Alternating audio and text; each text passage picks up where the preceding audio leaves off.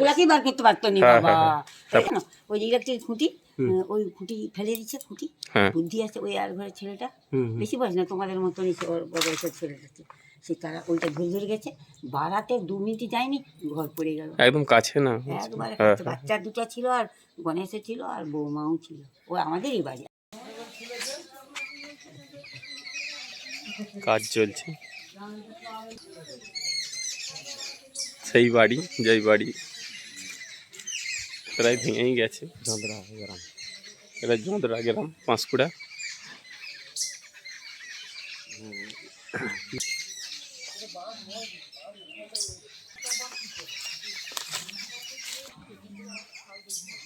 হেমলতা ভবন।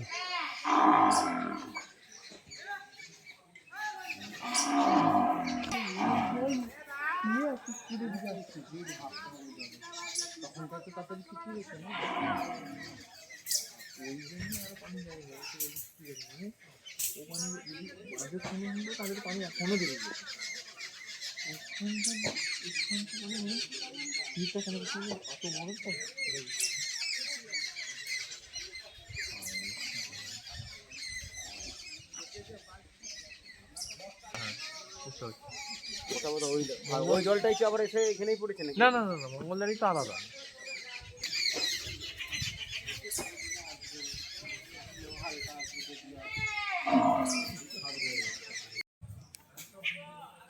কি ভয়াবহ অবস্থা। আমরা এখন জদরা গ্রামে আছি, পূর্ব মেদিনীপুর। কি অবস্থা, এই যে চিত্র তুলে দিচ্ছে।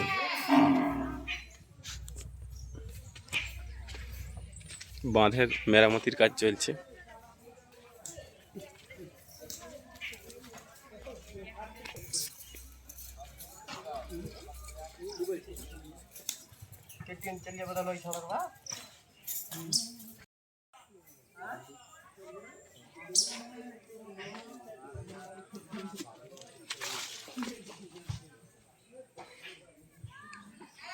পিলার উঠে গেছে এখানে।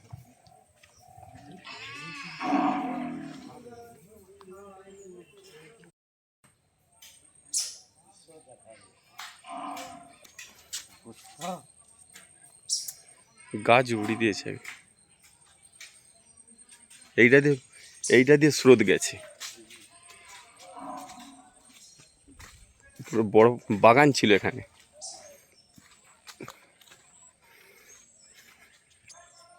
কটা মাটির বাড়ি এখানে ভেঙেছে, এই যে চারদিকে সব অ্যাজবেস্টারে পড়ে আছে। বাঁধ থেকে প্রায় 200-250 মিটার দূরে এই বাড়িটি আছে, সেইটা দিয়েই বাঁধ ভেঙেছে।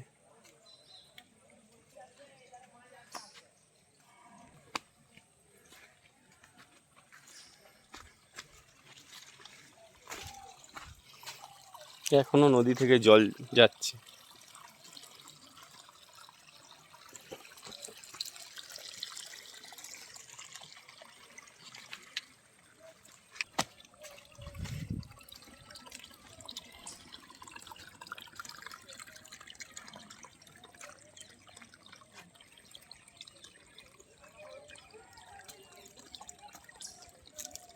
না, আমরা এখন পূর্ব মেদিনীপুরে জদরা গ্রামে এসেছি আমরা। মানে ভাবাই যায়নি, মানে মর্মান্তিক দৃশ্য একবারে। এই বাড়িটা কি অবস্থা, মানে কত লাখ টাকার বাড়ি তৈরি করেছে। বাড়ির যিনি মালিক, তিনি গরিব মানুষের জন্য মানে সাহায্য করে। অন্যদিকে উনি যাতে গ্রাম দিকে নিজেদের রক্ষা করা যায়, অন্যদিকে বাঁধ মারতে গেল, দেখে সেখান থেকে এসে দেখে না এরকম ভয়ঙ্কর চিত্র।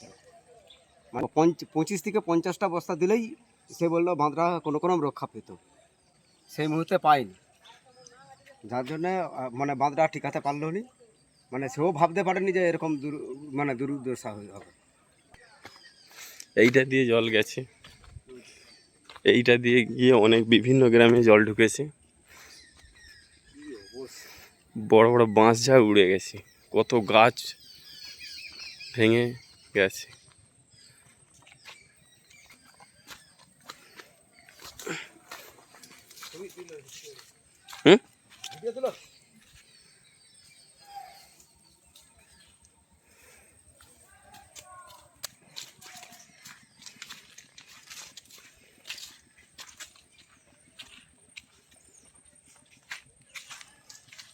বালির স্তর, বালির ভূমি হয়ে গেছে এখানটায়।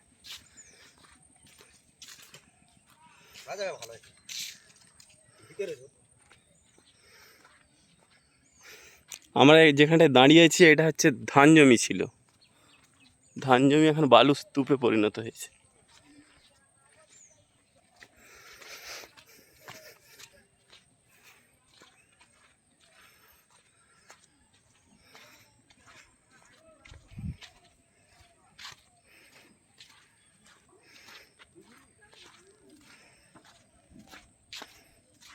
ধান চাষ করেছিল, সব বসে গেছে, সব নষ্ট হয়ে গেছে।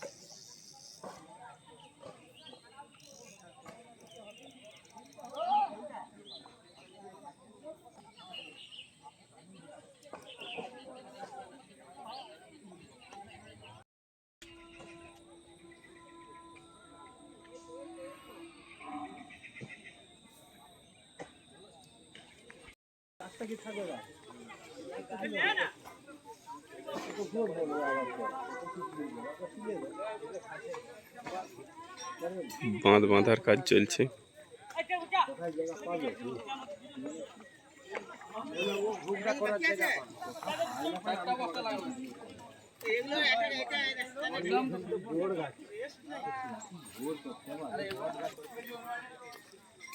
বাঁধটির মেরামত চলছে, অনেক শ্রমিক লেগেছে, ডেবরা থেকে শ্রমিক এসে কাজ করছে।